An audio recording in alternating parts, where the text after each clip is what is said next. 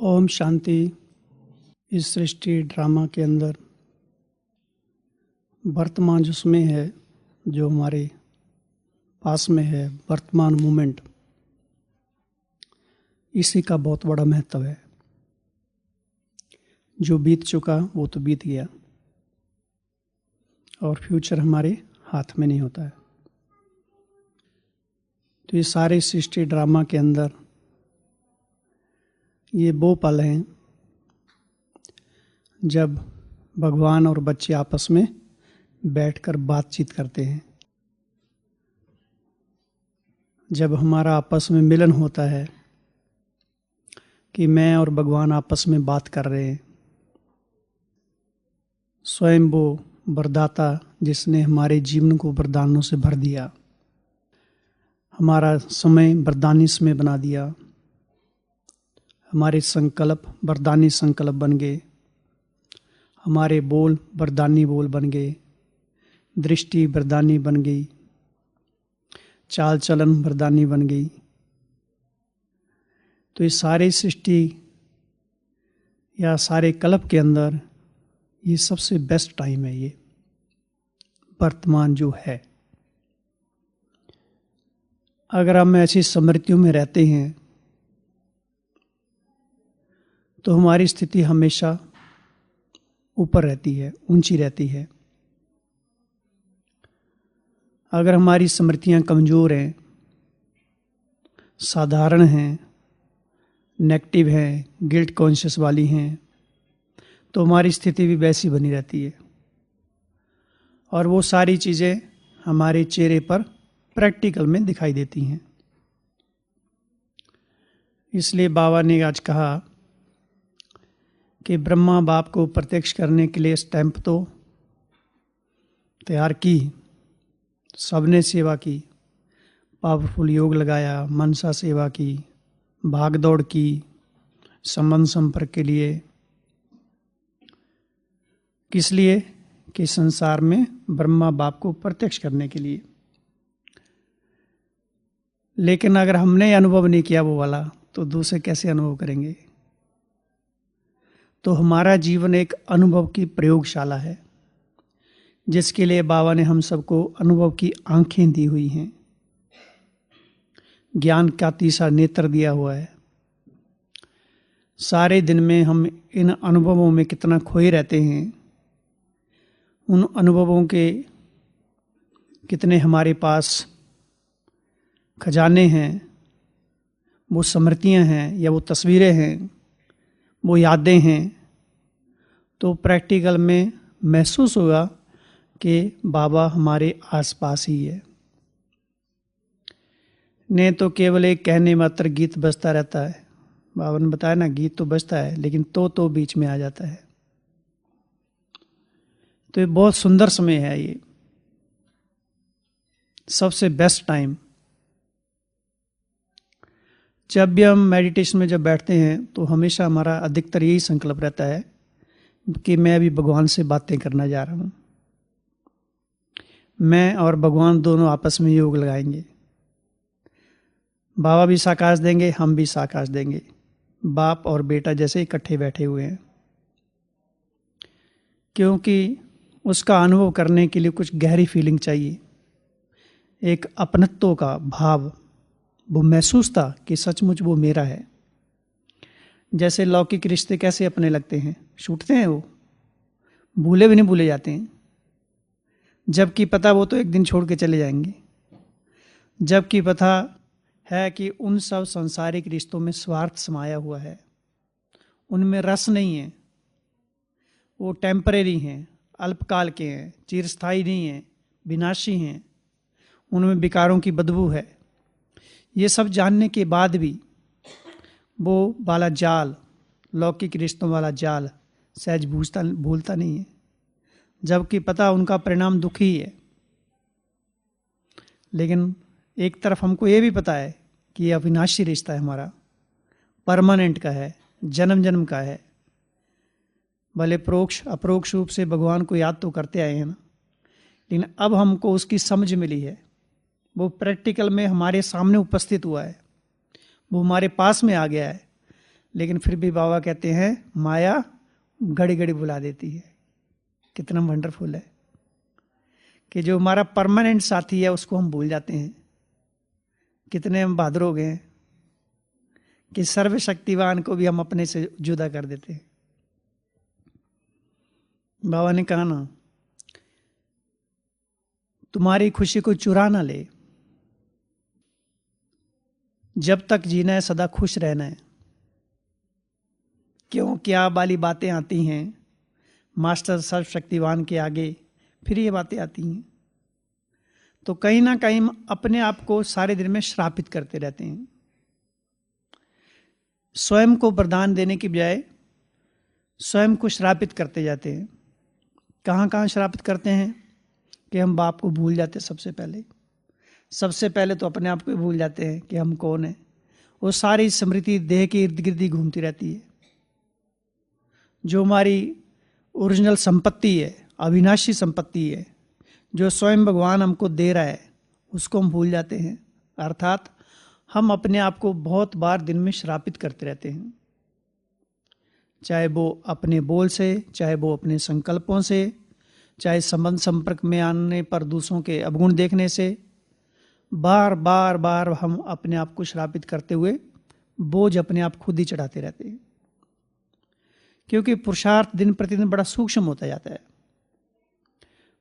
जैसे बाबा कहते हैं मोटे मोटे विकारों को तो छोड़ दिया, लेकिन जो उसके बाल बच्चे हैं वो बाल बच्चे प्यारे लगते हैं ना, बच्चे बहुत प्यारे लगते हैं। वो बैठी है ना छोटी बच्ची एक, तो बाल बच्चे ऐसे प्यारे लगते हैं। वो कौन कौन से हैं? गपशप मारना अच्छा लगता है ना, कानों को अच्छा लगता है, दूसरे की निंदा करना, क्योंकि टाइम अच्छा पास हो जाता है, उसमें खुशी भी मिलती है, निंदा सुख जिसको कहते हैं, है ना। क्योंकि हम दूसरों को जताना चाहते हैं कि हमारे पास ना बहुत इन्फॉर्मेशन है कि फलानी कैसी है, फलाना कैसा है। मना हम बहुत होशियार है, दूसरे को परख लेते हैं हम, लेकिन ये नहीं पता कि कहीं ना कहीं हम अपने आप को वरदानों के बजाय श्रापित कर रहे हैं। अपने आप से जैसे धोखा कर रहे हैं, अपने आप को दुखी कर रहे हैं। तो पुरुषार्थ का मार्ग बड़ा सूक्ष्म है लेकिन सरल भी है। अगर हम थोड़ा थोड़ा अपने पर ध्यान देते जाते हैं तो ये बहुत सहज है, लेकिन ध्यान देने के लिए भी बहुत अटेंशन चाहिए। तो ये शिवरात्रि, शिव जयंती की मुरली है। सारे त्योहारों में देखा जाए तो बाबा कहते हैं प्रमुख त्यौहार कौन सा है? शिव जयंती, शिवरात्रि, जिसको संसार में कहा जाता है। तो संसार में भी शिवरात्रि का बहुत बड़ा महत्व है। कहा जाता है उस दिन में सारे ब्रह्मांड की ऊर्जा अवतरित होती है। उस दिन में स्वयं भगवान भोलेनाथ के रूप में अपना सब कुछ लौटा देता है। अगर थोड़ा सा भी व्रत रखते हैं तो सब मनोकामनाएं पूर्ण हो जाती हैं। तो वो तो हम अंधश्रद्धावश करते थे, अभी तो हम उन चीज़ों से परे हो गए। ज्ञान है, समझ है, और समझने के बाद भी अगर भोलेनाथ से हम अपना जो लेना चाहिए उससे वो हम नहीं लें, अपना अधिकार, अपना हक, तो फिर क्या कहेंगे? तो बाबा तो सचमुच बहुत भोला है, लेकिन अपने को भी थोड़ा भोला बनना पड़ेगा। किससे? बुराइयों से, विकारों से, जिसको बाबा कहते हैं इनोसेंट। इच्छा मात्रम अविद्या, अर्थात वो निर्विकारी की अवस्था, वो विकारों की अविद्या हो जाए, वो बुराइयों की अविद्या हो जाए। हाँ, ऐसा नहीं है कि दिखाई नहीं देंगी, दिखाई तो देंगी, लेकिन वो हमें प्रभावित ना करें। हम डिटैच रहें, साक्षी होकर देखते रहें, क्योंकि हम उनको चेंज नहीं कर सकते। जैसे बाबा ऊपर से साक्षी होकर देखते रहते हैं, कभी हलचल में आते हैं। बाबा कभी दुखी होकर रोते होंगे? वो खुशियों का सागर है, तो हम भी उसके बच्चे हैं। लेकिन उस लेवल तक हम अपनी अवस्था को पहुंचाने के लिए थोड़ा पुरुषार्थ तो करना पड़ता है, और हम थोड़ा भी सच्चे मन से पुरुषार्थ करते हैं तो बहुत प्राप्ति होती है। जो बाबा ने पिछले संडे की मूल्य में कहा था, मेहनत कम और प्राप्ति ज़्यादा। सेकंड का सौदा है। 1 सेकंड में जो बाबा कहते हैं, दिल से बच्चे कहते हैं मेरा बाबा, और बाबा हाजिर हो जाता है। तो सचमुच बाबा हाजिर हो जाता है। जैसे आज बाबा कहते हैं मुरली में, पूछा सामने वालों को, अगर अनुभव नहीं किया ब्रह्मा बाबा का तो क्या करो? क्या करो? अगर ब्रह्मा बाबा का अनुभव नहीं किया तो अपना नाम नोट करके दादियों को दो, अनुभव कराएंगी, है ना। तो आज शाम को मधुबन निवासियों की क्लास थी ना, जयंती दीदी जी क्लास करा रहे थे, तो उन्होंने बहुत सारी ऐसी वो बाबा के साथ की अनुभव की बातें बताई। तो सचमुच हम उन्हीं पलों में चले गए। 1957, 1955 वो सारी बातें बताई, कैसे ब्रह्मा बाबा पालना करते थे। तो सचमुच मन भर के आता है कि जो सृष्टि का आदि पिता है, कैसे उस समय मेहमान जो बाबा के घर में बच्चे आते थे, बारिश के बीच पहुंचते थे, अंधेरे में पहुंचते थे, ठंड भी होती थी, लेकिन बाबा उनके लिए पहले से गर्म पानी तैयार करके रखते थे कि मेरे बच्चे आएंगे, और उनका गर्म पानी से उनके पाँव की धुलाई करते थे। तो भगवान अगर ऐसी पालना करता है तो हम सबका कितना बड़ा सौभाग्य है।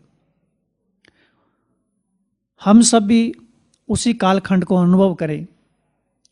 हर एक ब्राह्मण ने जीवन में ब्रह्मा बाप के साथ का तो कुछ ना कुछ अनुभव किया ही होता है। अगर हम ब्रह्मा बाप के जीवन की कहानी पढ़ें तो हमारा जो मन है, हमारे जो संकल्प हैं, उसी कालखंड में चले जाते हैं और वो अनुभव होते हैं। क्यों? क्योंकि हम सभी उसी कुल के हैं, उसी परिवार के हैं, उसी बाप के बच्चे हैं, इसलिए वो हमारी स्मृतियां अंदर में हैं। इसलिए बाबा कहते बार बार क्या करो, अपने अनुभवों की कहानियों में कुछ में उसमें खो जाओ। पिछले संडे की मुरली में था ना, रमणीक अनुभवों की कहानियाँ। खाली बिंदु बिंदु नहीं सोचो, बिंदु खिसक जाता है, तो क्या करो, ब्रह्मा बाबा की जीवन की कहानी पढ़ो, दादियों के जीवन की कहानी पढ़ो। तो ये सारी चीज़ें हैं हमारे पुरुषार्थ में चार चांद लगाने के लिए। पल पल हम बाबा के प्यार में खोए रहे, वो उसके भगवान के प्यार का रस, वो अतीन्द्रिय सुख, उसके प्यार की बरसात जैसे हमारे ऊपर हो रही है, जैसे हम उसमें खोए हुए हैं, संसार की शुद्ध बुद्ध से परे हैं, अपने देह की शुद्ध बुद्ध से परे हैं। तो ये अनुभव जो है, बाबा कहते हैं सबसे बड़ी क्या है, ये अथॉरिटी। और आज के मूल्य में कहा अनुभव की आंख। तो ये सबसे बड़ी अनुभव की आंख है। सवेरे सुदेश दीदी बता रहे थे ना कि कोई सामान लेने जाता तो हम पहले से अनुभव कर लेते हैं ना हर चीज़ का। तो ऐसे अपनी अनुभव की आंखों से, अर्थात अपने मन से बाबा का अनुभव करें हम, है ना।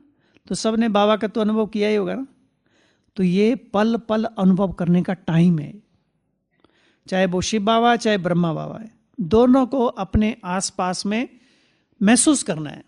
और वो सचमुच हमारे साथ साथ ही है, लेकिन कहीं ना कहीं हम उससे अपने आप को जुदा कर देते हैं। जुदा क्यों कर देते हैं और उसका अनुभव क्यों नहीं हो पाता है? क्योंकि उसका अनुभव करने के लिए उसके जैसा बनना पड़ता है। उसके जैसा पुरुषार्थ करेंगे तभी उसकी आंख हमारी तरफ आएगी। अगर हमारे पास में कोई मेहमान आया, बैठा हुआ है, वो हमारी तरफ देख रहा है और हम अपने मोबाइल में लगे हुए हैं, तो क्या वो सोचेगा बेटा? मेहमान क्या सोचेगा वो? तो बाबा हमारे अंग संग में है। सोचें, हम महसूस करें कि वो हमारे आसपास में बैठा हुआ है, बातें करेंगे उससे, तो उसका प्यार हमारे पर बरसेगा। अगर खाली योग में ही बैठे हैं और ये भी संकल्प नहीं है कि आसपास कौन है, अर्थात बाबा मेरे अंग संग है, तो हमारा मन दूसरी दूसरी बातों में इन्वॉल्व रहता है।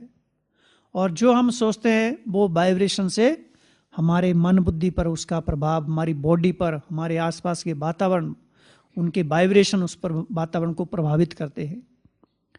तो बाबा को याद करना सहज है, लेकिन थोड़ा अपने चिंतन को बढ़ाना है, उसके साथ का अनुभव करना है, बाबा से बातें करनी है, संबंधों का सुख लेना है, उसके रस में डूब जाना है।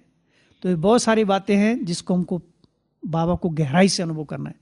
और सचमुच अब ये तो थोड़ा सा टाइम है, संगम युग का देख रहे हैं हम, संसार की और अगर दृष्टि दौड़ाते हैं तो संसार की परिस्थितियों को देखते हुए कैसा लग रहा है ना। जयंती दीदी पूछ रहे थे कि संगम युग अच्छा लगता है या स्वर्ग अच्छा लगता है? तो संगम युग अच्छा लगता है। तो इसका अर्थ ये हुआ कि संसार की जो आत्माएं दुखी हैं उनको हम शांति नहीं देना चाहती। तो दीदी जी कहते हैं संगम भी अच्छा है और सतयुग भी अच्छा है ना। क्योंकि संगम युग पर जो हम सुख शांति आनंद का अनुभव कर रहे हैं वो दूसरी आत्माएं नहीं कर पा रही हैं। उनको अनुभव कराना है तो वो भी उनके लिए शांति धाम की भी यात्रा उनको कराना जरूरी है। और वो तब होगी जब अंत में सारा अंतिम गेट खुल जाएगा, है ना। शांति धाम का, मुक्ति धाम का दरवाज़ा जो बंद है अभी तक, उसको खोलने के निमित्त कौन है? हम सभी हैं। जब तक हमारी अवस्था वैसी नहीं हुई तब तक गेट कैसे खुलेगा? तो बहुत सारी बातें हैं। तो आज की मुरली में क्या क्या होमवर्क है जो हमको करना है अभी, आज से संडे से लेकर अगले संडे मॉर्निंग तक, है ना। एक तो ये मुरली को, इस मुरली का होमवर्क करना है। दूसरा साथ साथ में आने वाले संडे की मुरली तो वैसे उस दिन भी पढ़ते हैं, लेकिन आजकल सारी अव्यक्त वाणियों में भी होती है। तो पहले से उसकी ना प्रैक्टिस करते रहना धीरे धीरे दोनों मुरलियों की। और साथ साथ में पिछले संडे की भी मुरली जो बीत गया है उसको भी बुद्धि में दौड़ाते रहना, ताकि मन को अगर बिजी रख देंगे तो माया के आने का चांस नहीं रहेगा।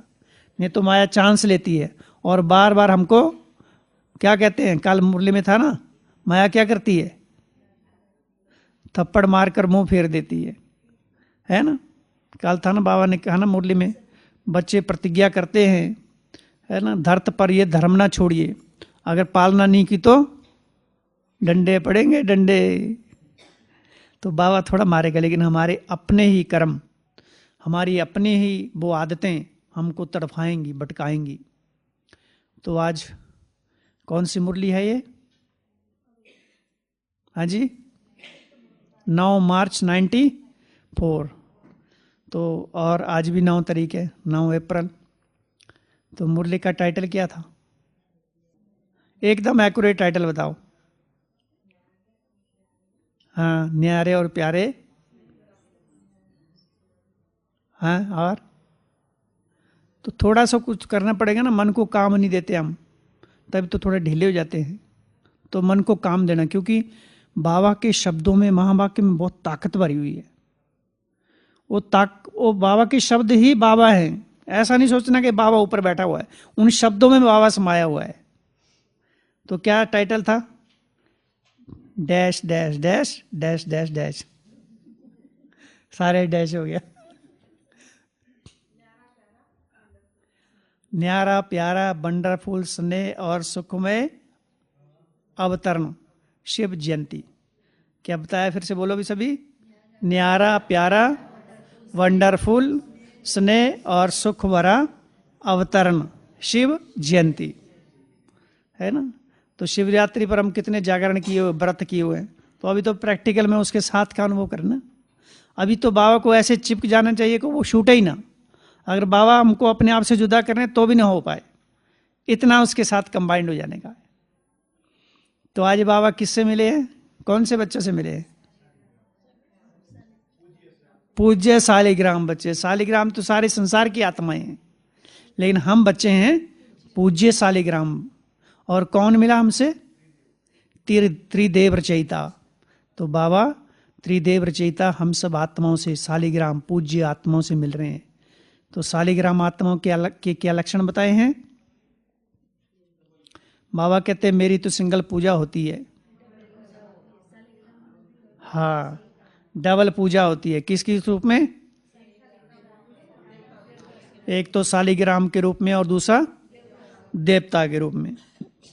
अब हम अपने आप को हमें चेक करना है कि हम पूजने लायक बने। पूजने लायक होंगे तो क्या लक्षण होने चाहिए? उनका स्वभाव कैसा होगा? निर्मल स्वभाव होगा। और उनकी सूरत कैसी होगी? हर्षित मूर्त, फरिश्ता मूर्त। पिछले संडे की मुरली में था ना, फरिश्ता की कितनी निशानियां बताई थी? 9 निशानियां। याद हैं सारी? नहीं याद है, कोई बात नहीं, कर लेना दोबारा। तो याद करनी है वो सारी। फरिश्ता अर्थात न्यारा प्यारा, है ना। दे और दे से संबंधों से परे, बाप समान, हैं जी, सदा हल्के, अपने चलन और चेहरे से बाप को प्रत्यक्ष करने वाले, लाइट वाले, डबल, बिल्कुल डबल लाइट वाले। अच्छा, जल्दी जल्दी ऐसे तो बोल देने का। ये होता है मन बुद्धि को जल्दी जल्दी चलाने का। Very good. तो अपने आदि अनादि संस्कार से बाप को प्रत्यक्ष करने वाले, और फरिश्ता अर्थात सर्व संबंध बाप से, और फरिश्ता अर्थात हाँ निर्माण निर्विकारी, निमित्त निर्माण और निर्विकारी, सबका कल्याण करने वाले। तो ऐसे बुद्धि को थोड़ा सा प्रेशर डालते हैं ना, क्योंकि स्मृतियां तो आई बेहद का सदा, बेहद की दृष्टि, बेहद की वृत्ति, बेहद की स्थिति, है ना।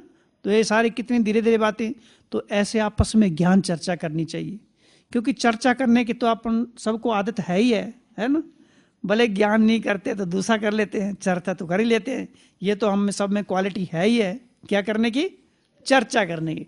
लेकिन कौन सी चर्चा करनी है, थोड़ा चेंज कर देना उसको, करना क्या। और पुरुषार्थ तो वास्तव में थोड़ा चेंज ही तो करना है, वो ही चेंज करना है जिससे हमको दुख हो रहा है उसको सुख में परिवर्तन कर देना। तो बुद्धि को थोड़ा प्रेशर डालने का, ताकि उसकी नसें खुल जाएं। तो हम सब आत्माओं की डबल रूप में पूजा होती है।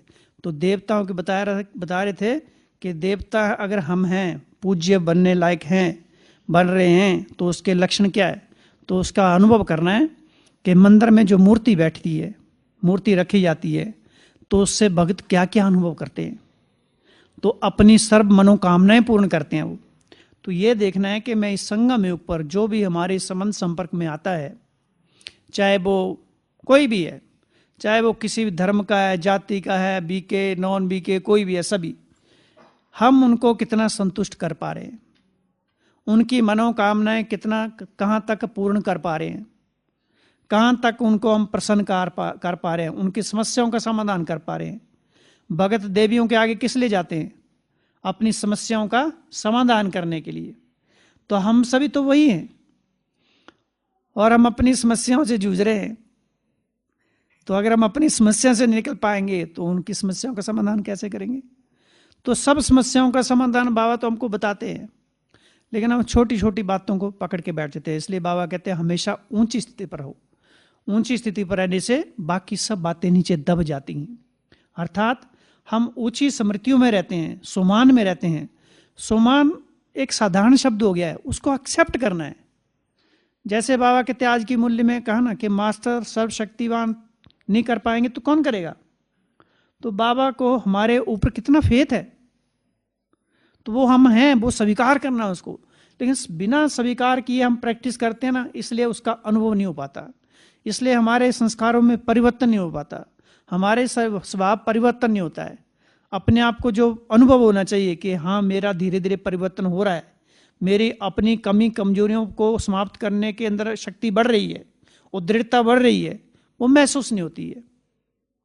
क्यों, सोमान को हम केवल शब्दों तक ले लेते हैं उसको। तो उसको गहराई से अनुभव करना और उसके लिए चिंतन करना आवश्यक है। तो बाबा कहते तुम बच्चे तो मेरे से भी ज्यादा ऊंचे हो। क्यों, डबल पूजा होती है, शालिग्राम के रूप में और देवता के रूप में। फिर बाबा कहते हैं कहीं कहीं बच्चे बाप को ताज भी पहनाते हैं, कहीं कहीं शिवलिंग के ऊपर ताज पहनाते हैं। लेकिन बाबा को तो शरीर है ही नहीं है, मस्तक है ही नहीं है, ताज कहाँ पहनेंगे। लेकिन ये बच्चों का प्यार है, कुछ तो करना पड़ेगा ना, बाप को मनाने के लिए प्यार तो करना पड़ता है। तो बच्चे भी बाप को ताज पहना देते हैं। बाबा तो भोला वाला है, वो भी बाबा ही मुस्कुराते होंगे है ना। और बाबा हम सब बच्चों को डबल ताज पहनाते हैं। कौन सा, पवित्रता का ताज और रतन जड़ित ताज, राजाई का ताज। तो देखो बाबा का हम बच्चों से कितना प्यार है, इतना प्यार कोई और करेगा। ये सारा प्यार सूक्ष्म है, अदृश्य है, और जो सूक्ष्म चीज होती है बहुत बहुत शक्तिशाली होती है। तो इस सूक्ष्म खुराक को खाते रहना है। ये ज्ञान बड़ा सूक्ष्म है, ऊपर ऊपर हवा में नहीं है, ये बहुत गहराई से उसको बार बार पढ़ना पड़ता है, चिंतन करना पड़ता है, उस ज्ञान के साथ खेलना पड़ता है, उसके साथ डांस करनी पड़ती है, नए नए दृष्टिकोण से उसको देखना पड़ता है, अनुभव करना पड़ता है। तब कहीं जाकर थोड़ा थोड़ा वो ज्ञान हमारे अंदर समाता है। तब लगता है कि इस ज्ञान में बाबा की पावर भरी हुई है, उस ज्ञान में बहुत सारा अनुभव भरा हुआ है, उस ज्ञान में हमारी जीवन की सर्व समस्याओं का समाधान भरा हुआ है। लेकिन बार बार उसको हम देखेंगे तो, जैसे कमरे में बंद है, अंधेरा है, और हमें पता है हमारी समस्या का समाधान एक कागज की चिटकी में रखा हुआ है, लेकिन जब तक वहां लाइट नहीं करेंगे तो कागज दिखेगा ही नहीं। ऐसे ही हम अपने अंदर, बाबा कहते हैं ना, ज्ञान का दीप जलाओ, था ना आज की मुरली में, दीप जलाओ। तो बार बार ज्ञान को स्पर्श करना है, अनुभव करना है, महसूस करना है, ज्ञान से प्यार करना है। ज्ञान से प्यार माना ज्ञान दाता से प्यार। तो बाबा कहते हैं कि बच्चे शिव जयंती मनाते हैं, बाप को खुशी है। बच्चों से ज्यादा खुशी किसको है? बाबा को है। बाबा कहते हैं मेरे से ज्यादा खुशी तो बच्चों को है। क्यों? बच्चों का बर्थडे सो बाप का बर्थडे है ना। सारे कल्प में बाबा कहते हैं मैं तुम बच्चों के साथ अभी रहता हूं। ना बाप अकेला कुछ कर सकता है, ना बच्चे। बाबा की कितनी निरंकारिता है कि अकेला क्यों नहीं कर सकता है। सब साक्षात्कार कौन कराता है भक्ति में? उस समय ब्रह्मा बाबा थोड़े होते हैं उस समय। तो साक्षात्कार कैसे कराते हैं? कराते कि नहीं? बाबा कहते हैं ना भक्तों को मैं साक्षात्कार कराता हूं। तो किसी ना किसी रूप में तो बाबा की ताकत काम करती है उसी रूप में। लेकिन बाबा इसमें कितना निर्माण है कि बच्चे हमेशा मेरी छत्रछाया में रहें, हर दम हर पल मुझे साथ में रखें। तो बाबा ऐसे युक्तियां बतलाते हैं। तो बाबा कहते हैं जैसे बाप बच्चों के बिना अकेला कुछ नहीं कर सकता है, ऐसे बच्चे भी बाप के बिना अकेला कुछ नहीं कर सकते। लेकिन कहीं कहीं बच्चों में मैं आ जाता है, क्योंकि आदत पड़ी है ना लंबे समय की। तो बाबा ने थोड़ा सा ही टच किया, ज्यादा नहीं है, क्योंकि बाबा को पता है ज्यादा तो मैंपन है ही है, लेकिन थोड़ा सा इशारा कर दिया बहुत है। बच्चे समझदार है, समझ जाएंगे आगे, है ना। तो कहीं ना कहीं मैंपन आ जाता है, क्योंकि जब भी हम ब्राह्मण जीवन हमारा जन्म होता है, उसके बाद की योग्यताएं, विशेषताएं, सेवा करने की कला, वो सब चीजें कहाँ से भरी गई? उसके बिना तो हमारा कुछ जीवन था ही नहीं, निरर्थक था एकदम। बाबा कितना कहाँ पड़े थे संसार में, और कहाँ से उठा के कहाँ रख दिया। तो बाबा का कितना उपकार है हमारे ऊपर, कितना आशीर्वाद है, कृपा, ब्लेसिंग है, दुआएं बरसती रहती हैं। तो अकेला बाप भी नहीं बच्चों की सेवा कर सकता है। इसलिए बाबा कहते हैं चाहे साकार में चाहे आकार में मिलन मनाना होता बच्चों से, तो ब्रह्मा बाबा जरूरी है। बिना ब्रह्मा बाप के मिलन नहीं मना सकते हैं। तो हमेशा हमें अपने आप को बाबा की कंपनी में रखना है, साथ साथ रखना है। ये साथ अभी केवल संगम पर ही है साथ। अभी बाबा कहते हैं अभी अभी दिव्य जन्म भी साथ साथ हुआ। और क्या करते हो? 2 बातें और करते हो, 3 बातें बताई साथ साथ की। कौन सी?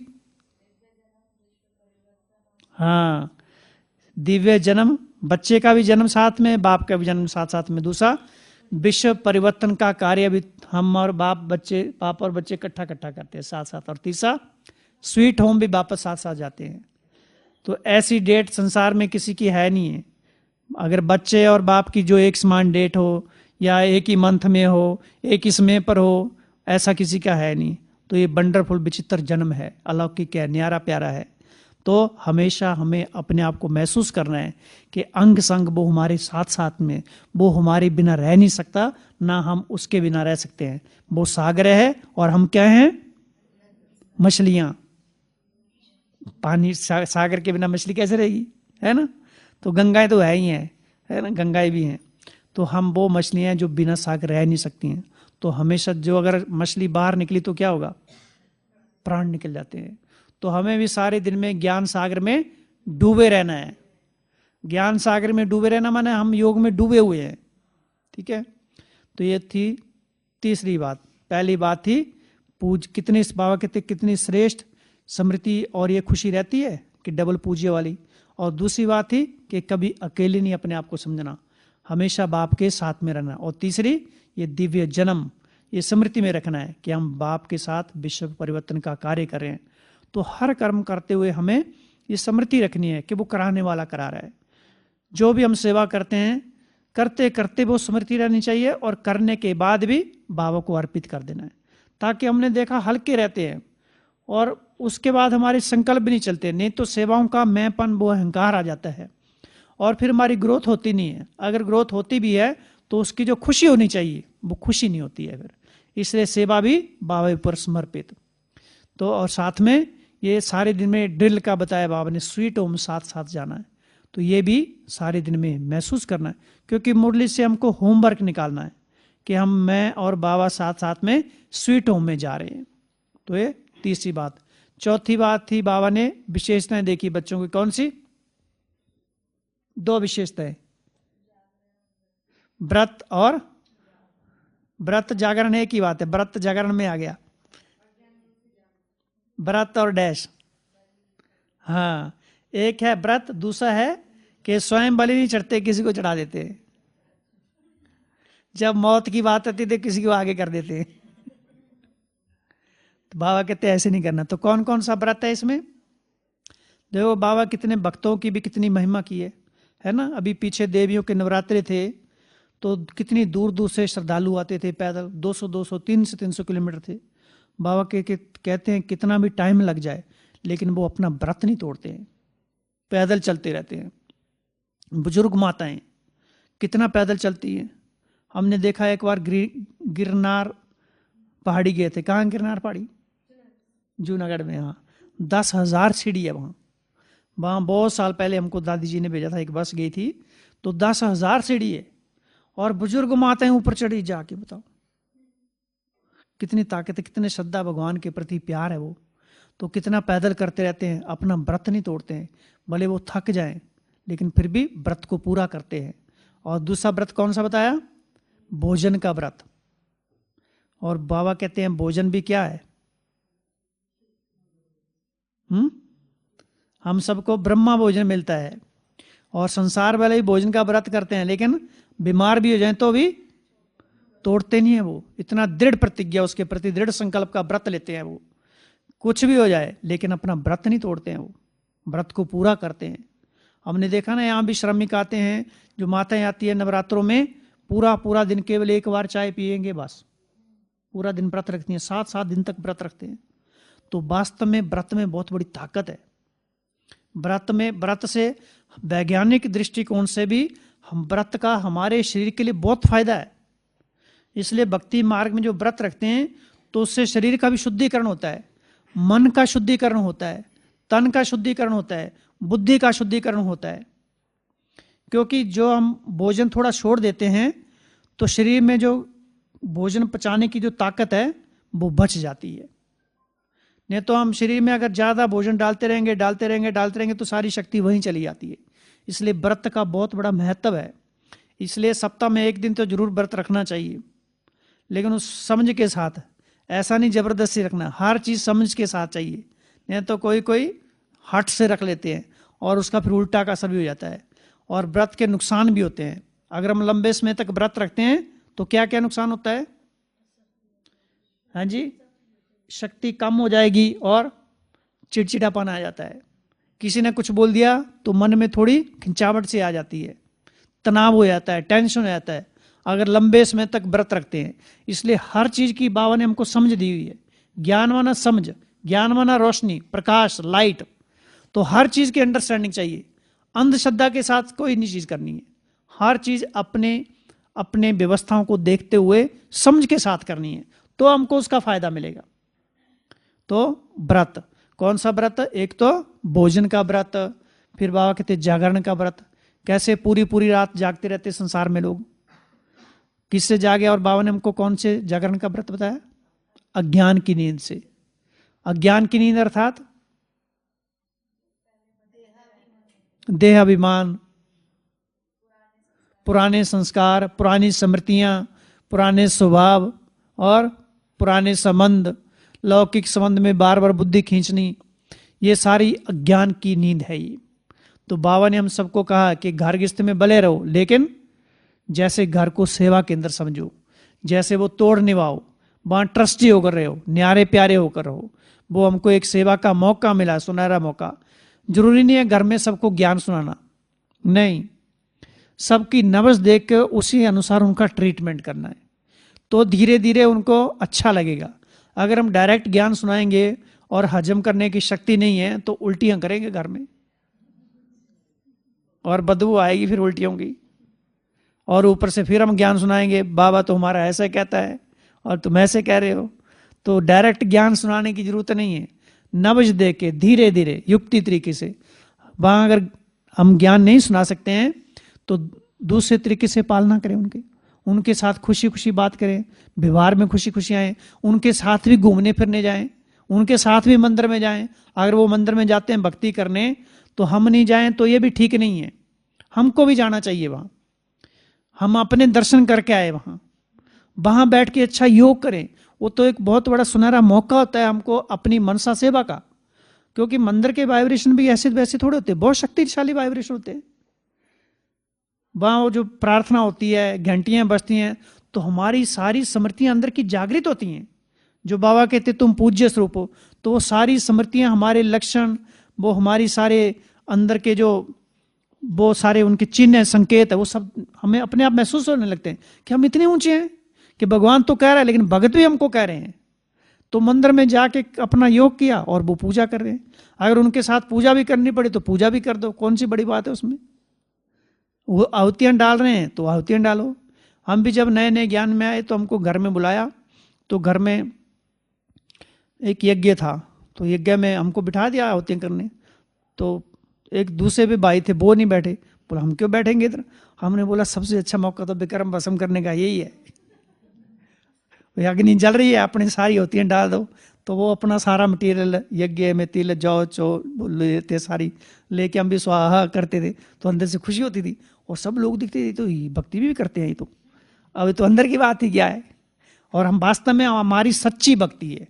बाबा मुरली में कहते हैं ना, तुम मेरे सच्चे सच्चे भगत हो। तो हर चीज में हमको अंडरस्टैंडिंग चाहिए, ताकि हमें समाज को जोड़ने का काम मिला है, तोड़ने का काम नहीं मिला है। जैसे घर में माँ बाप का फर्ज क्या होता है, घर को तोड़ना है जोड़ना, जोड़ने का काम होता है।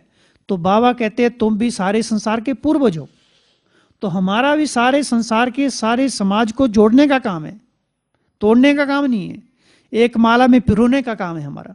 तो हमें हर चीज समझ के साथ, अंडरस्टैंडिंग के साथ वो करनी है। तो ये था जागरण। तो कहाँ कहाँ हमको अज्ञान की नींद से जागृत रहना है, अपने आप को चेकिंग करनी है।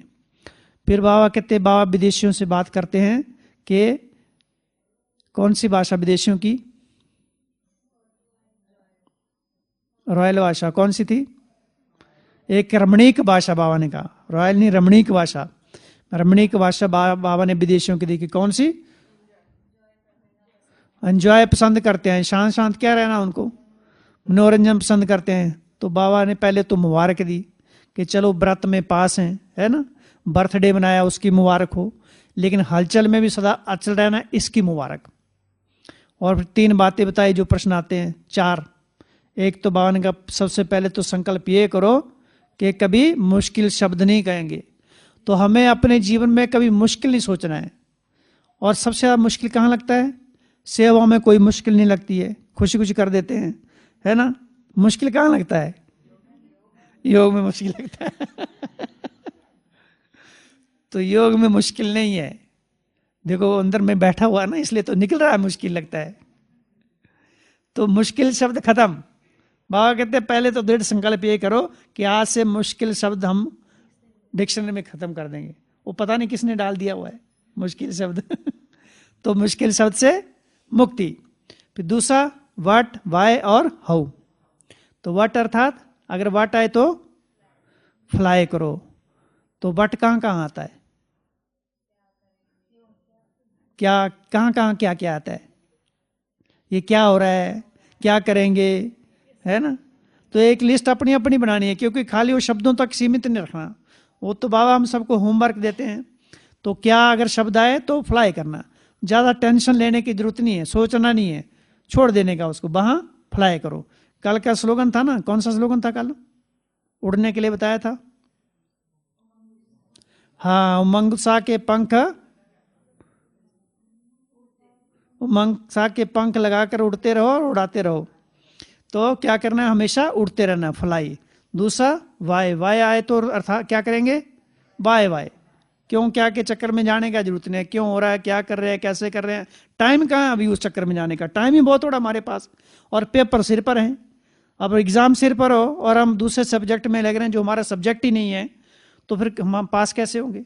बाबा कहते तुमको पास विद ऑनर होना है, तो हमारा जो सब्जेक्ट है उसी के ऊपर हमारा फोकस होना चाहिए। तो क्या क्यों से परे रहना है। और तीसरा हाउ, हाउ अर्थात कैसे करें, कैसे क्या करना, मुरली में सारा बताया ऐसे करना है। सबसे पहले तो योग लगाने के सारी मुरली को याद कर लो, योग करना छोड़ दो आप, मुरली करते करते योग हो जाएगा। फिर सोचेंगे नहीं मुरली भारी काम है, योग ही लगा देते हैं। मुरली तो याद नहीं हो रही। फिर पता चलेगा योग से बारी तो ज्ञान बारी है, याद ही नहीं हो रहा है। बाकी योग में कौन देख रहा है, क्या फर्क पड़ता है, बैठे रहो शांति से।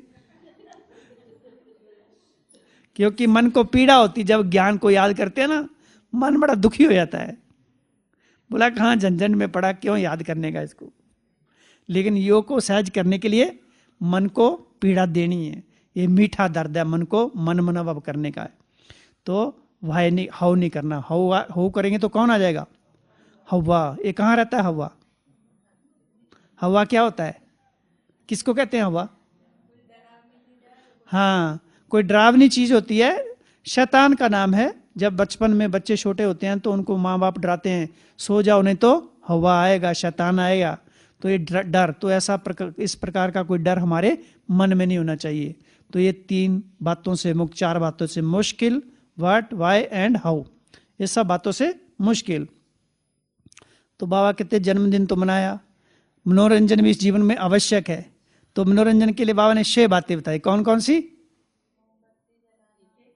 क्या करते हैं, सबसे पहले दीप जलाते हैं, मोमबत्ती जलाते हैं, फिर केक काटते हैं, फिर झंडा फहराते हैं, फिर गीत गाते हैं, फिर डांस करते हैं, फिर मिठाई खाते हैं।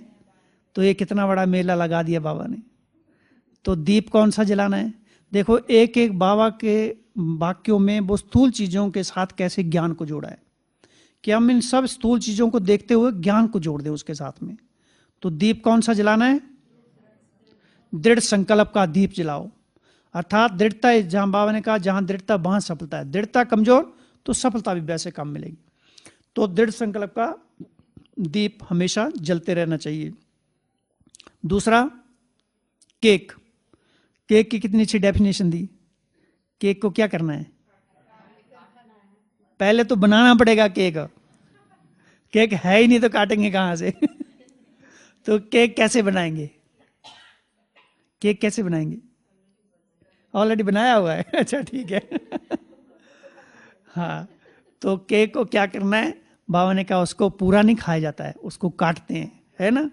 तो काटने के लिए बाबा ने क्या कहा, अपने वो जो संपन्नता और संपूर्णता में रुकावट डालती है उन्हें कमी कमजोरी को काट दो, खत्म कर दो।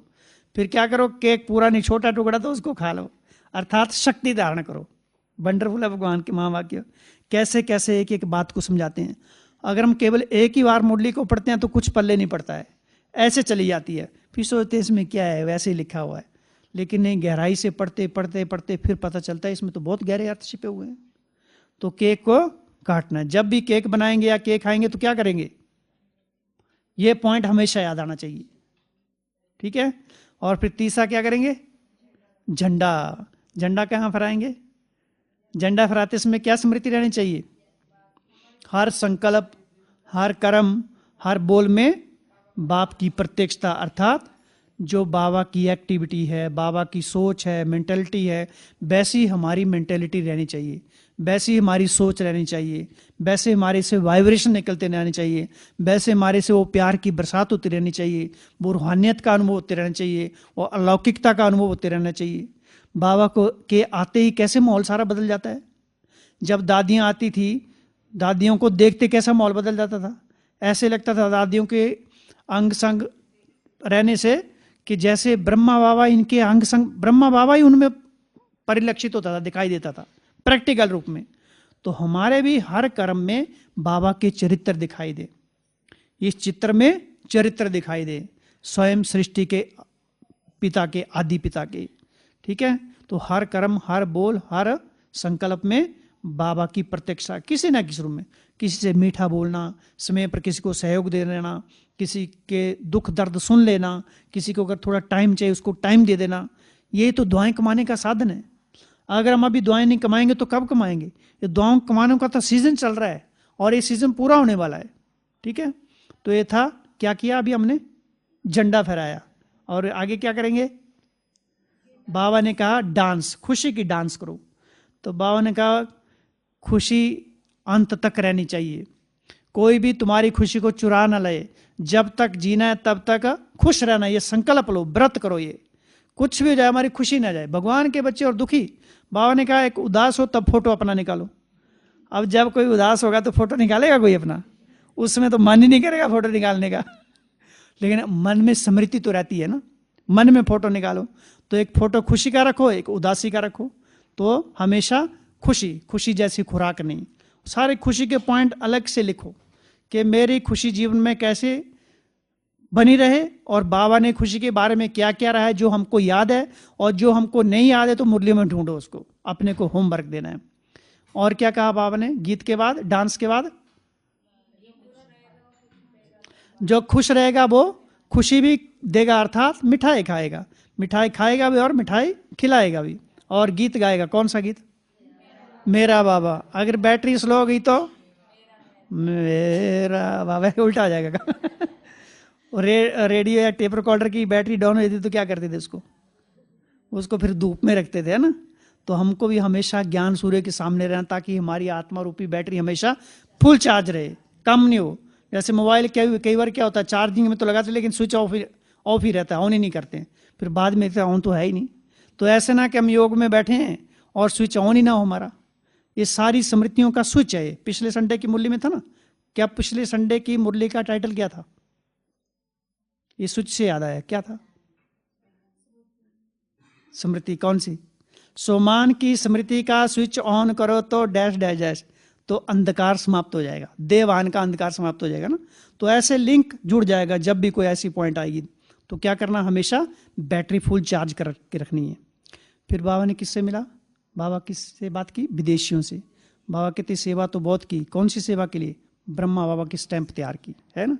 तो सबने भाग दौड़ की, मधुबन वालों ने भी पावरफुल योग लगाया, विदेशियों ने भी लगाया, बाहर वालों ने लगाया, सफलता मिली। लेकिन ऐसा ना हो कि वो अनुभव कराने के लिए स्टैंप तो दे दी लेकिन हम खुद ना अनुभव करें।